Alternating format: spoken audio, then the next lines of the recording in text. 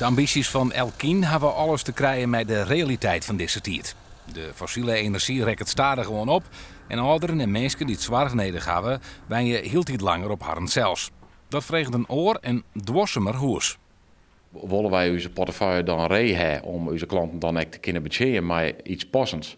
Ja, dan moeten we wel zo langzamerhand erover nadenken om nou te beginnen om in 2030 of als dat nou 2034 wordt, dat zal mij om te even wijzen, om dan nou wel aan de slag te gaan om te zorgen dat die verdwarzaming van onze portefeuille goed plak vindt. Elkien is in gearworking met andere partijen op verschillende plekken in Friesland al aan het experimenteren met energiezuinige of neutrale huizen. Op de Ljouter Spoorstritten is een van de boppenwenningen energie-neutraal maken. Het huis had zonnepanelen, een warmte-weeromwin-installatie en infraroodpanelen. De bewoners zijn heel tevreden over het wekcomfort. Super behagelijk. Mooie plafondverwarming eigenlijk. En ja, dat is hartstikke fijn wijn. Het voelt gewoon heel behagelijk hoor. Het huis aan de Spoorstritten kon alleen nog zo ingreven verbouwd worden omdat er subsidie voor beschikbaar was.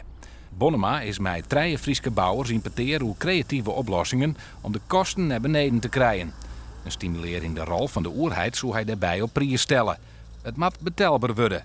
Betaalbaarheid is een van de grootste dilemma's die we de komende jaren zich zullen ontwikkelen. Dus altijd alleen maar kind door de huren met belachelijke bedragen te verregen, ja, dan gaat het gewoon het rijden. Gaat het echt net gebeuren. Welke huizen van Elkien de komende jaren al een keer aanpakt worden zullen, is nog net duidelijk. Daar hebben we het op dit stuit nog net zien. Maar er zitten wel projecten in het vet. In Opsland zullen we mij een proces los. Ik weet ook dat we in Stad Ljouwert mij een aantal dingen los zullen. En in die zin denk ik wel dat we de komende maanden van nu gesprekken laten zullen om te laten zien van wat voor ideeën we daar hebben hier.